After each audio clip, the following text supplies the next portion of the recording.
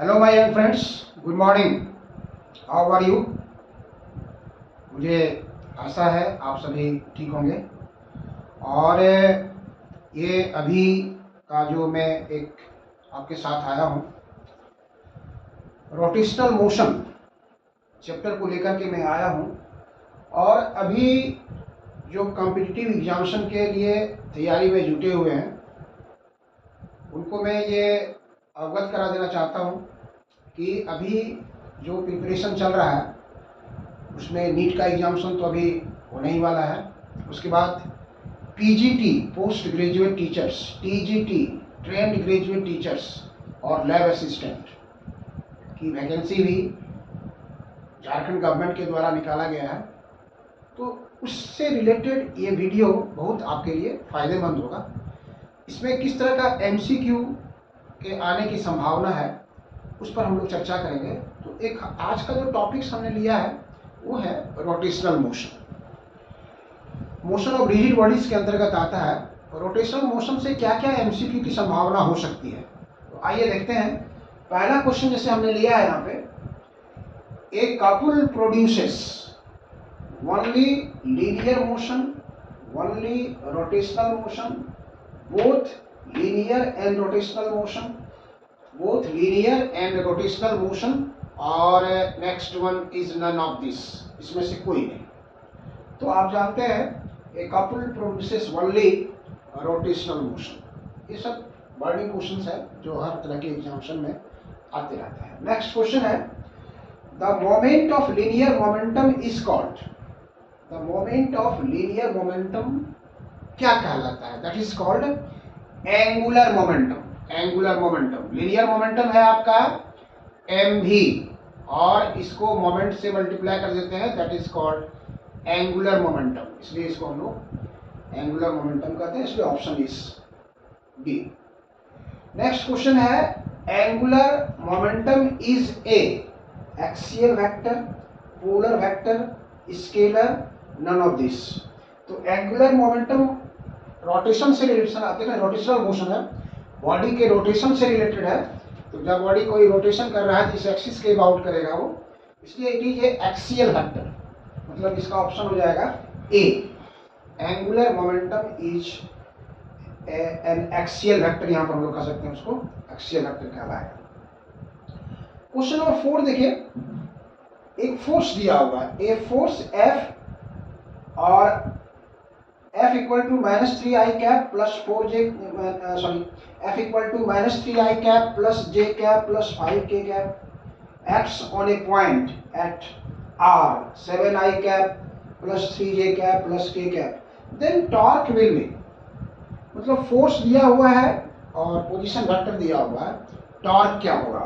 तो टॉर्क का फॉर्मूला आप जानते हैं, torque is equal to R cross F, cross product कहलाता है वो टॉर्क। फोर्स का वर्क होता है डिस्प्लेसिंग दी बॉडी और टॉर्क का वर्क होता है ये रोटेशन ऑफ द बॉडी। तो टाउ इज इक्वल टू, आप फॉर्मूला जानते हैं, tau equal to R cross F, R cross F. तो क्रॉस प्रोडक्ट निकालने के लिए हम लोग क्या करते थे? क्रॉस प्रोडक्ट निकालने के लिए हम लोग डिटर्मिनेंट मेथड यूज करते हैं। आप यहाँ कर दीजिए आई कैप, जे कैप, के कैप, और R देखिए कहां पर है, R यहां पे है आपका 7 3 1, तो दिस इज 7 3 1, और F है आपका -3 1 और 5, -3 1 और 5। तो इसका आप क्रॉस प्रोडक्ट निकालेंगे, यहां से क्रॉस प्रोडक्ट निकालेंगे, आई कैप लेंगे, इधर से ये छोड़ देंगे, इधर छोड़ देंगे, तो 5 3 या 15 और -1 × 1 ये हो गया, माइनस जे कैप आप लोग डिटरमिनेंट मेथड स्वरूप में जानते हैं, इसलिए कोई नई बात नहीं है। ये इधर से समाप्त हो जाएगा, ये इधर से हो जाएगा, ये हो जाएगा 35 और यहाँ से हो जाएगा आपका माइनस, और ये -3 + 3, फिर प्लस के कैप कर देंगे, यहाँ से के कैप से ये छोड़ देंगे, ये छोड़ देंगे, ये 7 1 जा 7 और ये हो जाएगा -+ 9। Then tau is equal to, vector tau is equal to 14i cap, 14i cap -38 j cap, और plus 16 k cap. Now you have to choose where it is. You have to choose where it is. Option number A, 14 I cap minus 38 J cap plus 16 K cap. इसलिए इसका option number A correct. Question number 5 में आइए.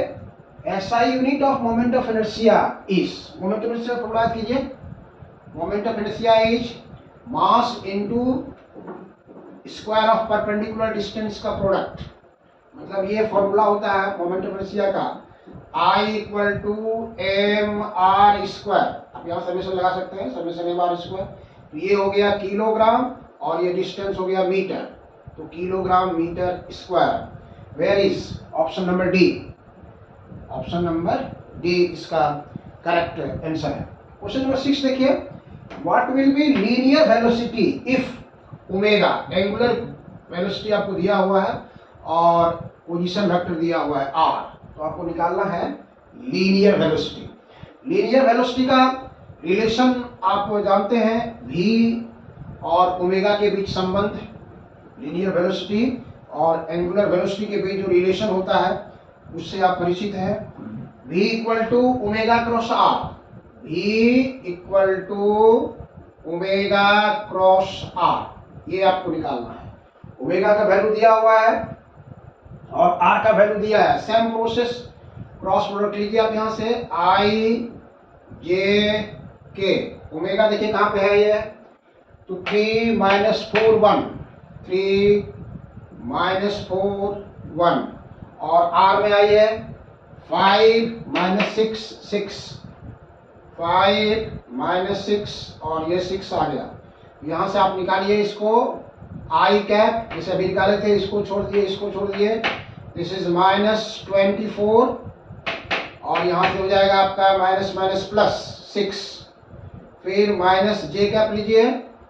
इधर से ये छोड़ दीजिए, ये छोड़ दीजिए. फिर यहाँ से आइए 18 और फिर माइनस दीजिए यहाँ से 5. फिर प्लस के कैप लीजिए. फिर यहाँ से छोड़िए इसको, इसको छोड़िए. ये हो गया माइनस 18. माइनस 18 और ये हो जाएगा प्लस 20.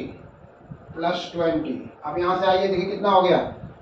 माइनस 24 प्लस 6 तो माइनस 14 आई कैप. और यहाँ हो गया 18 में से 5 चला जाएगा. माइनस 13 जे कैप और 20 माइनस 8 प्लस 2 के कैप. This is we. ये आपका v का वेक्टोरियल फॉर्म में आया. अब इसको चूज करना है आपको कहां पर है. ये माइनस 14 आई कैप, सॉरी 24 में से 6 चला गया तो 18 बचा. सॉरी इसलिए माइनस 18 आई कैप माइनस 13 जे कैप प्लस 2 के cap. Option number D. Option number D हो गया आपका. माइनस 18 आई कैप माइनस 13 जे कैप और प्लस 2 के कैप. नाउ क्वेश्चन नंबर 7 आइए देखिए. ए particle having angular momentum L is moving in a uniform circular motion. What will be new angular momentum when its frequency is doubled and kinetic energy is half? एक particle है uniform circular motion में move कर रहा है, जिसका frequency और kinetic energy आप जानते हैं. अगर फ्रीक्वेंसी को डबल कर दिया जा रहा है और काइनेटिक एनर्जी को हाफ कर दिया जा रहा है तो न्यू एंगुलर मोमेंटम क्या होगा. तो आपका क्या काम है. सबसे पहले आपके पास वो फॉर्मूला होना चाहिए जो काइनेटिक एनर्जी और लीनियर मोमेंटम में रिलेशन बताता हो. आइए देखिए, 1 मिनट का हम यहाँ काम करते हैं.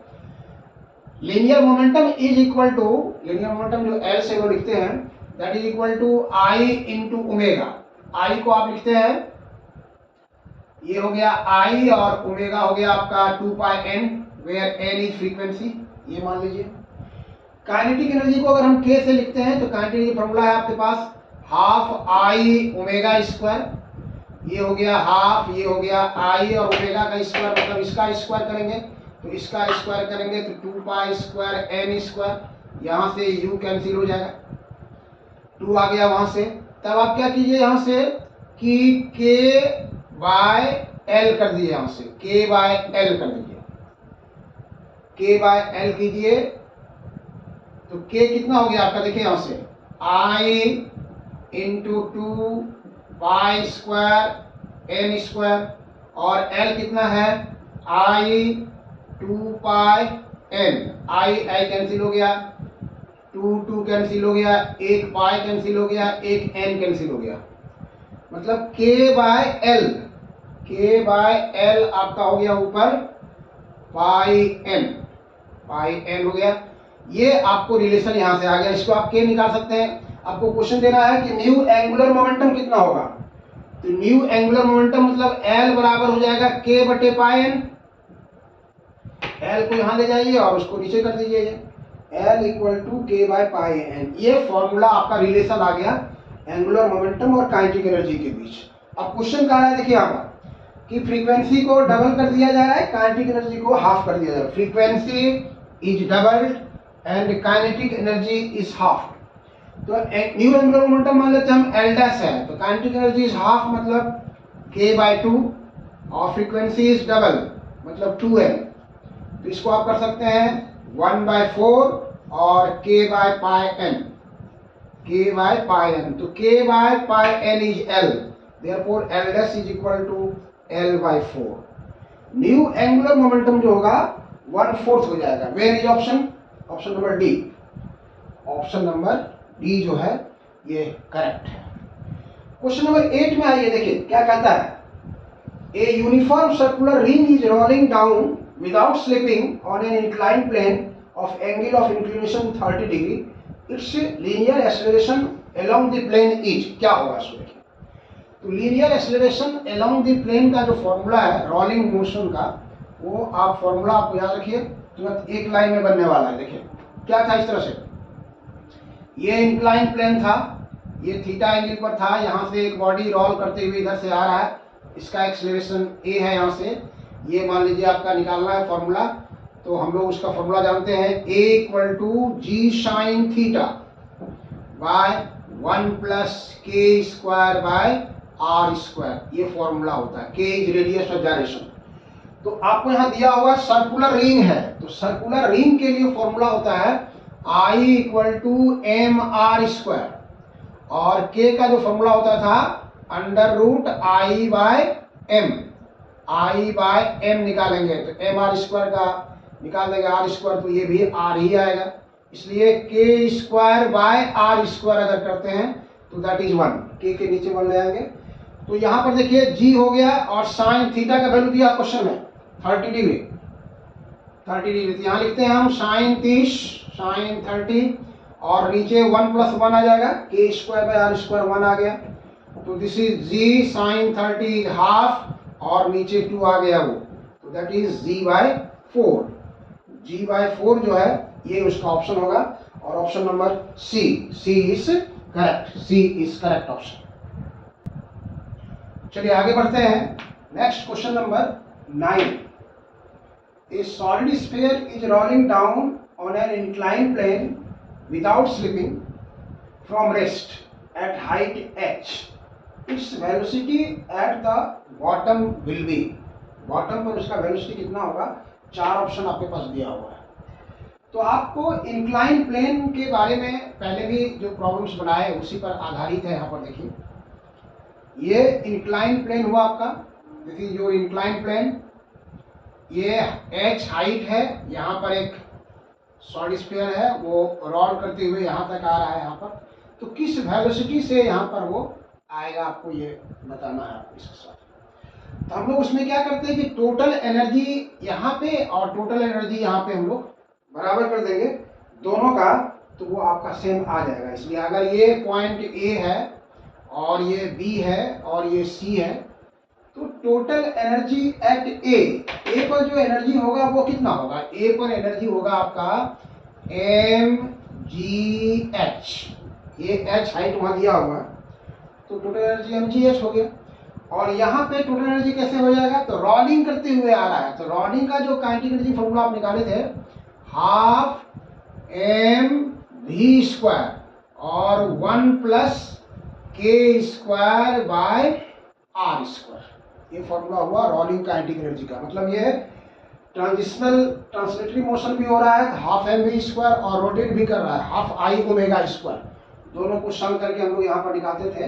तो ये फॉर्मूला हम लोग का यहाँ से ये आता है। यहाँ से देखिए भी निकालना है आपको, तो एम एम कैंसिल कर दीजिए, एम एम कैंसिल कर दिए यहाँ से। तो भी स्क्वायर हो जाएगा, यहाँ पे आपका कितना बचा, जी एच, और नीचे कितना आ जाएगा 1 plus K square by R square, के स्क्वायर बाय आर स्क्वायर। तो ये जी एच हो गया और ये 1 हो गया, K square by R square. Solid sphere का जो मोमेंट ऑफ इनर्शिया होता है I equal to 2/5 M R square.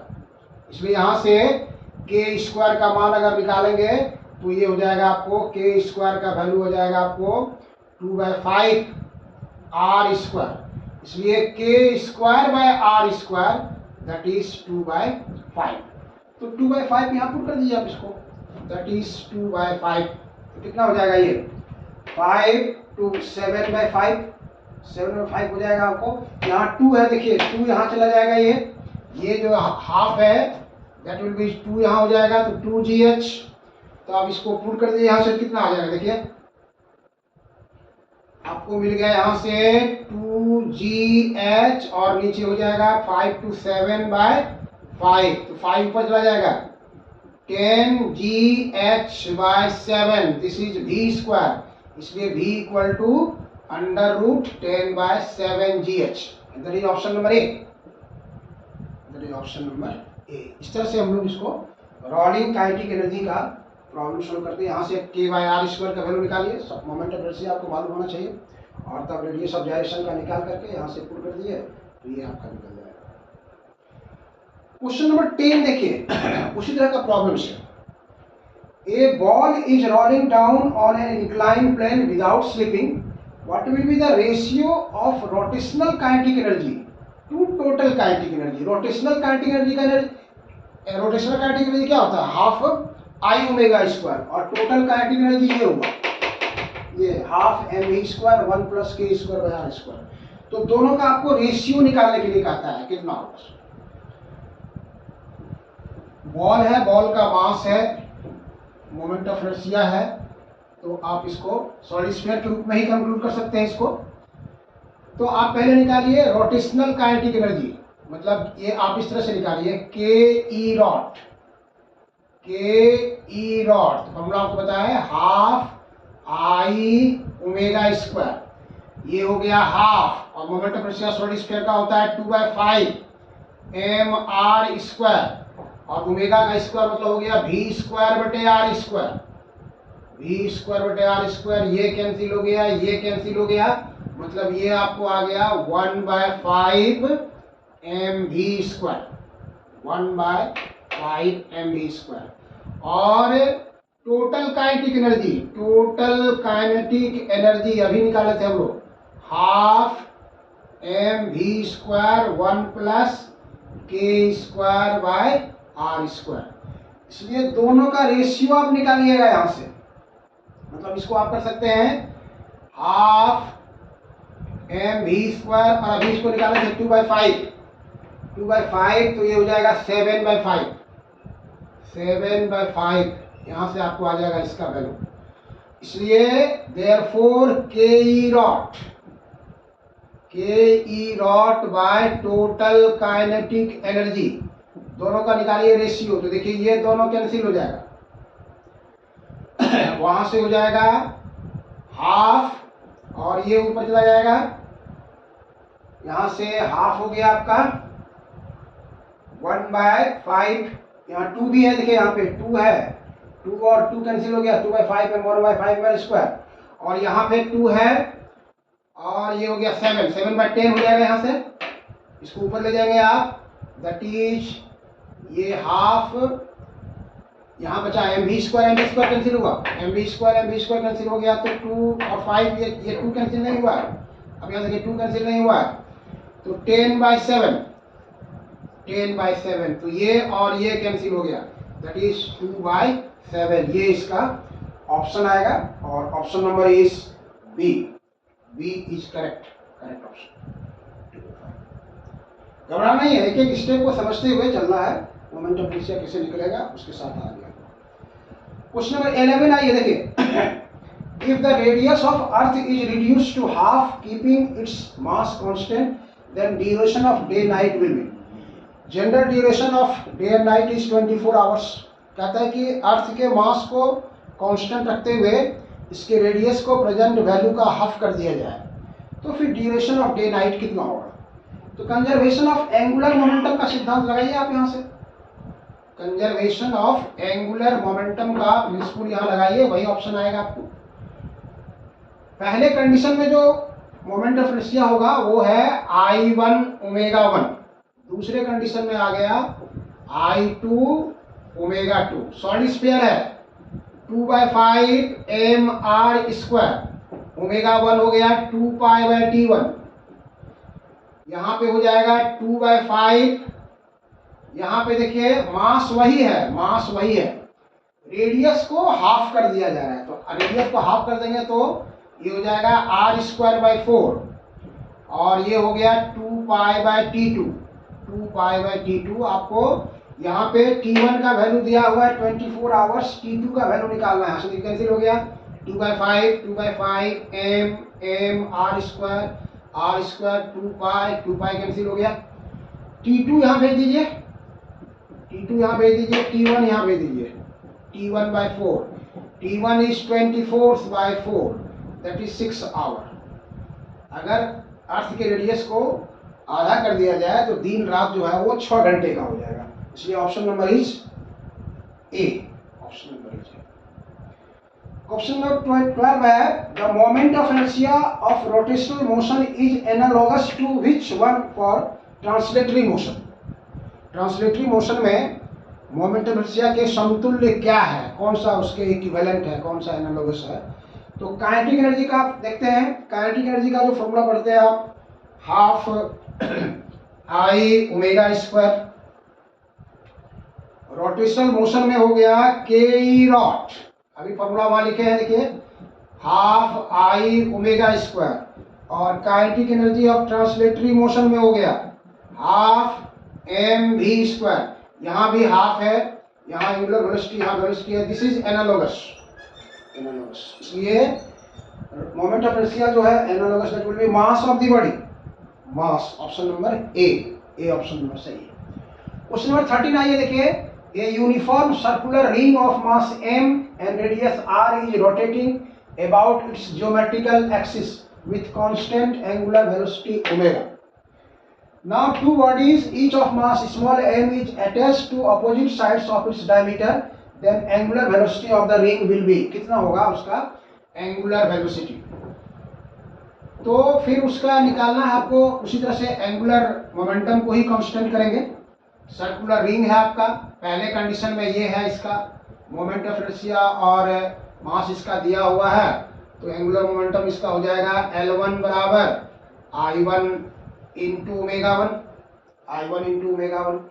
I1 जो है इसका होता है mr स्क्वायर, इसलिए इसको आप लिख सकते हैं, इसको आप कर सकते हैं यहाँ से mr square into omega 1। Next condition में क्या किया जा रहा है, इस रिंग पर, ये इसका रेडियस है, डायमीटर के अबाउट यहाँ पे दो ठो मास और डाल दिया जा रहा है m और m, तो इसका जो एंगुलर मोमेंटम हो जाएगा वो मास हो जाएगा आपका m+2m into r square, angular velocity omega हो जाएगा। तो हम लोग कंजर्वेशन ऑफ एंगुलर मोमेंटम पढ़ते हैं, दोनों बराबर होगा यहाँ से, तो mr square omega 1 that is equal to m plus, यहाँ ओमेगा इसको वहाँ कह रहा है कि वहाँ क्वेश्चन में दे रहा ओमेगा है, तो आप यहाँ इसको ओमेगा डैश मान सकते हैं, this is omega m+2m into r square into omega dash, यहाँ से देखिए ये और ये कैंसिल हो गया, इसलिए omega dash will be m into omega by m+2m, ये न्यू एंगुलर मोमेंटम होगा और वो ऑप्शन नंबर है C, omega m+2m, omega m+2। Question number 14 है, थ्योरेटिकल क्वेश्चन है, the rate of change of angular momentum is equal to torque, ये torque के बराबर होगा, the rate of change of angular momentum is torque. If the net torque acting on a body is zero, अगर किसी body पर, किसी system पर torque काम नहीं कर रहा है, टॉर्क इज जीरो। देखिए क्वेश्चन नंबर 14 और 15 में क्या सिमिलरिटी है, देखिए क्वेश्चन नंबर 14 और 15 में सिमिलरिटी है, जहां कह रहा है कि L is equal to torque is equal to dl by dt। ये हुआ question number 14, rate of change of angular momentum is torque. Question number 15 कह रहा है कि टॉर्क इज जीरो, मतलब dl by dt is zero when it is zero, when L is constant, the net, if the net torque acting on a body is zero, then which one remains constant? What is L? Angular momentum। इसलिए angular momentum जो है वो constant हो जाएगा, angular momentum constant हो जाएगा। Question number हम लोग आते हैं, क्वेश्चन नंबर 16 कहा है, देखिए A rod of mass m and length L has its lower end at rest on a horizontal plane। देखिए बड़ा इंपॉर्टेंट क्वेश्चन है ये। एक रॉड है ऐसे, एक ये रॉड है, इसका मास है m और लेंथ है L, मतलब इसका CG जो मास है इसी पॉइंट पर पड़ रहा है, यहाँ से मतलब L/2 पर पड़ रहा है, यहीं पर टोटल मास इसका कंसेंट्रेटेड मास जो रॉड का है वो यहीं पर है m। A rod of mass m and length L has its lower end at rest on a horizontal plane. The vertical end of the rod starts to falling। ये vertical end जो है वो इधर से गिरना शुरू करता है। The velocity with which vertical end will strike the ground। जब ये यहाँ पे गिर जाएगा तो किस वेलोसिटी से ये स्ट्राइक करेगा, यही आपको निकालने के लिए कह रहा है। तो हम लोग क्या करेंगे कि ये CG यहाँ चलाएगा, तो यहाँ का टोटल एनर्जी और यहाँ का टोटल एनर्जी हम लोग निकाल देंगे, कितना होगा यहाँ पर, ये हो गया पॉइंट A, ये हो गया पॉइंट B और ये हुआ पॉइंट C। तो हम लोग यहाँ निकाल, ये रॉड देख रहे हैं आप, रॉड है, इसका लेंथ है L, मास है m, वर्टिकल एंड ऊपर है, हॉरिजॉन्टल एंड लोअर एंड इसका हॉरिजॉन्टल सरफेस पर है। जब ये वर्टिकल एंड यहाँ से गिरना शुरू करता है तो कहता है किस वेलोसिटी से ग्राउंड से टकराएगा, वो आपको निकालना है। तो हम लोग क्या करते हैं, कंजर्वेशन ऑफ एनर्जी लगाएंगे। टोटल एनर्जी एट A, देखिए यहाँ से total energy at A, potential energy हो जाएगा mgh। तो m हो गया आपका, इसका मास हो गया m और g हो गया, h हो गया जहां पर सेंटर ऑफ मास है उसका L/2 mgh। और जब ये रॉड यहाँ गिरेगा आपको टोटल एनर्जी एट C कर सकते हैं आप इसको, टोटल एनर्जी एट C। तो रॉड का है एंगुलर रोटेशनल मोशन आ जाएगा ½ I⍵²। तो इसके अबाउट देखिए, इसके अबाउट घूम रहा है, किनारे से रॉड का जब एंड से एक्सिस गुजरता है तो moment of inertia is 1/3 mr²। तो ये हो जाएगा हाफ, ये 1/3 ml² और ये हो गया आपको v²/L², v = ω/r। यहाँ से ये और ये कैंसिल हो जाएगा, तो ये हो गया 1/6 mv², 1/6 mv²। दोनों को आप बराबर कर दीजिए, दोनों को बराबर कर देते हैं। देयरफॉर टोटल एनर्जी 1/6 m, यहाँ पर रख रहे हैं हम लोग, स्मॉल m लिख रहे हैं, स्मॉल m भी रखिए, 1/6 m इंटू v², वहाँ हो गया mgL/2,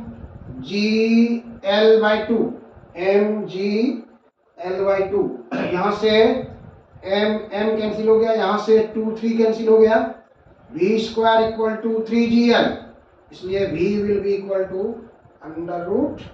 √3gl।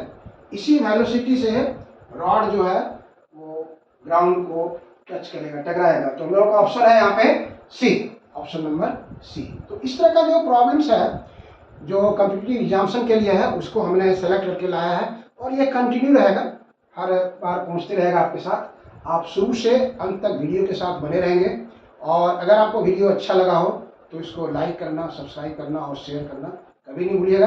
फिर हम नेक्स्ट वीडियो में आपके साथ आएंगे इस तरह का प्रॉब्लम्स लेकर के या हर तरह के कॉम्पिटिटिव एग्जामिनेशन के लिए। चलिए, थैंक यू।